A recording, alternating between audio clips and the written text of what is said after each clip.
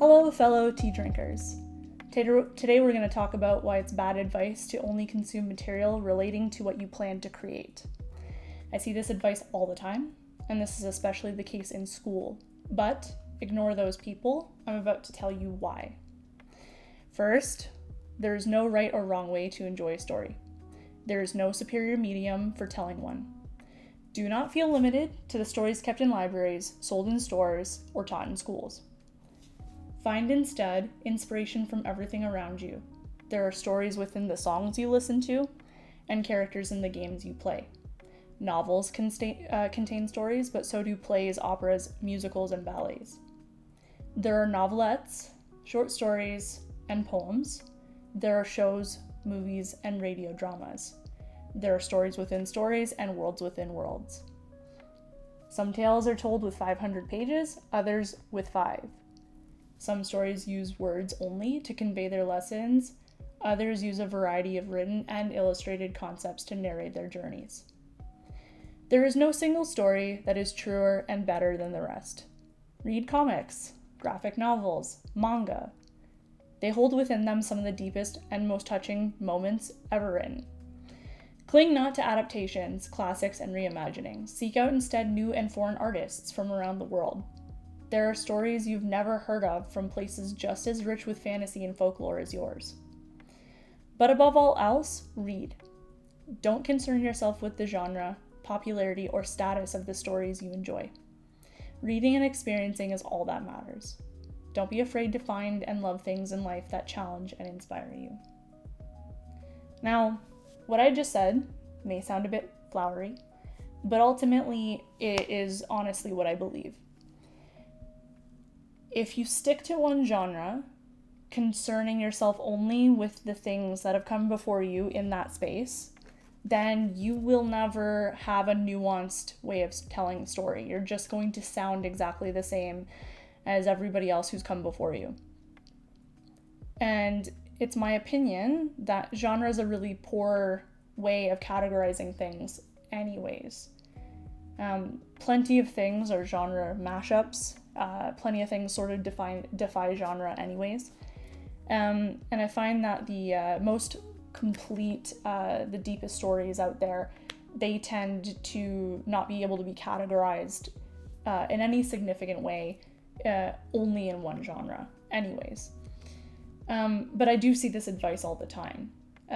Plenty of writing channels, advice pieces, articles. Most teachers that you'll find with creative writing will advise that in order to be a good writer, you have to be an avid reader in that genre. So if you're planning on writing fantasy, for instance, then the advice is always consume fantasy.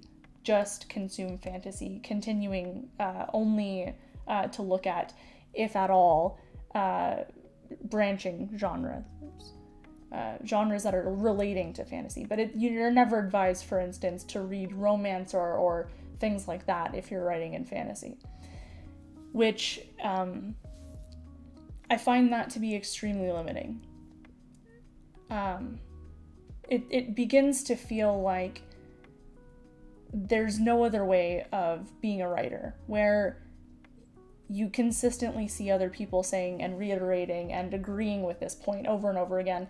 You'll never be a good writer unless you're a good reader, which I agree with. Definitely consume material from things. Enjoying story, consuming a story, that will only ever help you. But there is this elitist attitude to writing that it's a top-down sort of thing, where first you should be reading things that have a lot of accolades, or that they're taught in school, things that are very respectable. And then you should be maybe branching out to popular or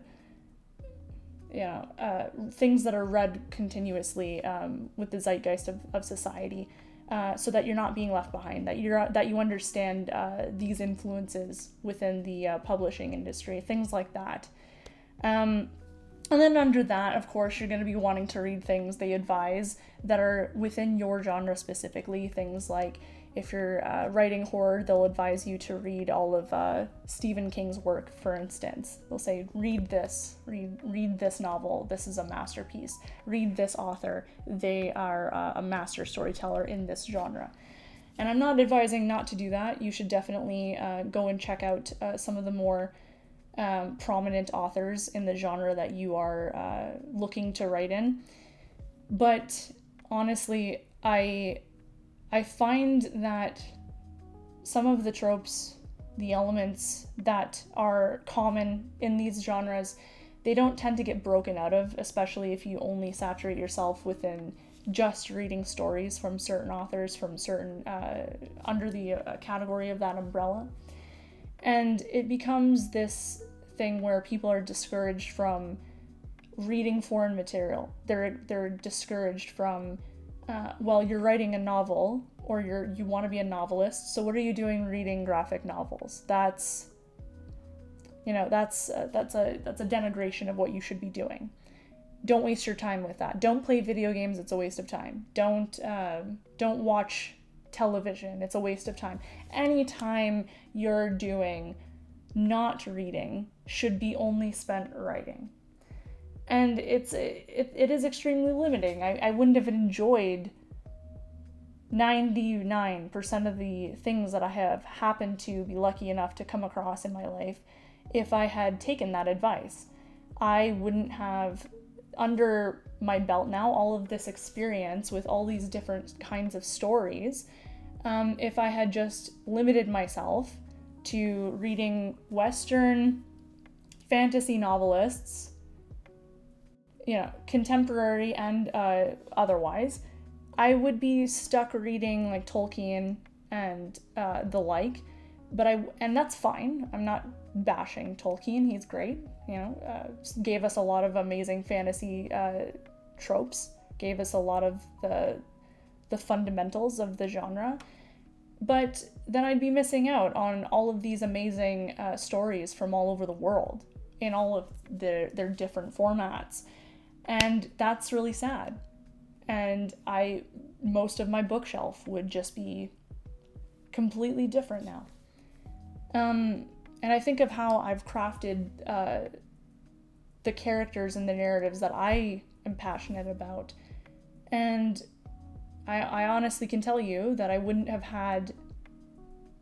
wouldn't feel as real to me, and I wouldn't be as interested if it wasn't for ignoring the bad advice that I've received over the years, and I've heard other people receive, and I've been in writing groups where that's been the viewpoint, that they're so rigidly locked in to this I'll call it like high school method or college method of instructing writing, where you overanalyze everything, you put yourself in this space where you have to sort of seem impressive, you have to read certain authors, you're not really prestigiously working within the craft, you're not respectably working within the craft.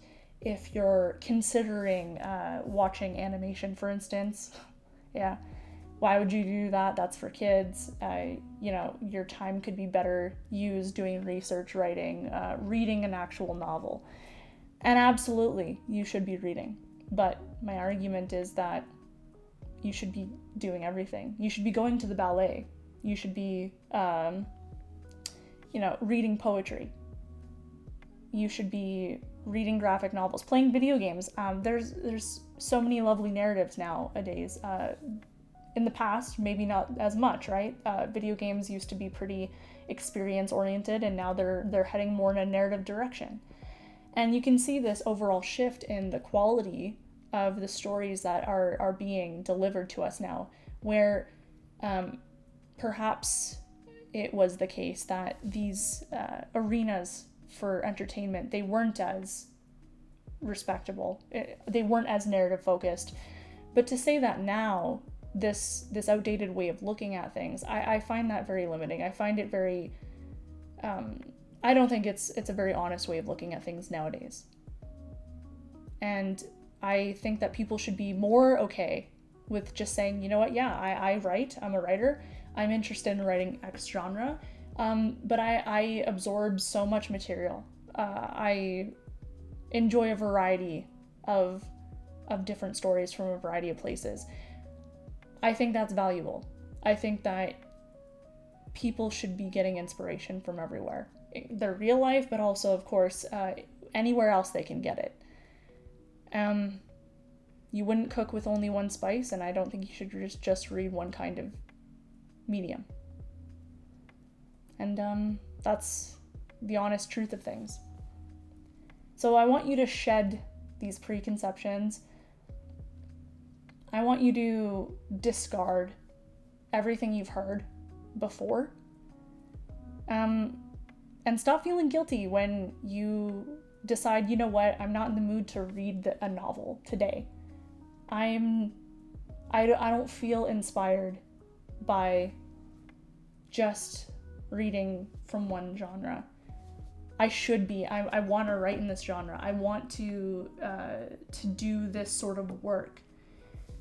But truthfully, I get inspired from this, or I get inspired from that. Then do it. Whatever works for you. You don't have to justify yourself to anyone.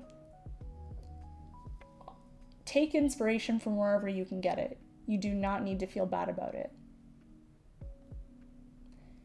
This is gonna come off more like a rant than I really want it to, but it does make me mad that instead of supporting young people or anyone who want to get out there and start working on their own creative pursuits, there is this tendency I've seen for a lot of people to shut it down right off the bat, just because they're not doing it the way that traditionally our education system, but also people who are in the industry have been allowed to inspire people to do the work. You know, oh, you're not reading fantasy novels, but you want to write fantasy, or you primarily like to read romance. Well, why don't you write a romance novel then instead of a horror novel?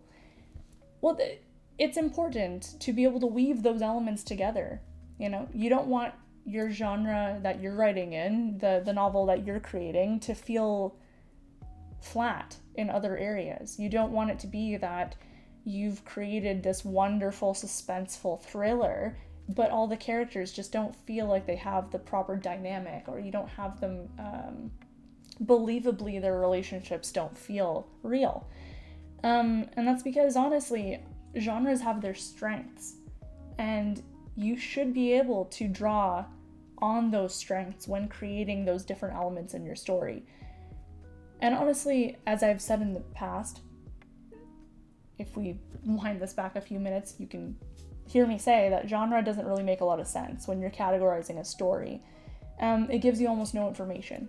Fantasy, for instance, it just tells you that there's something not realistic happening in the story. Some supernatural element, or some magical element, or something else that fits into that category is going on in the story, but it doesn't tell you anything about the characters. It doesn't tell you anything about the actual narrative.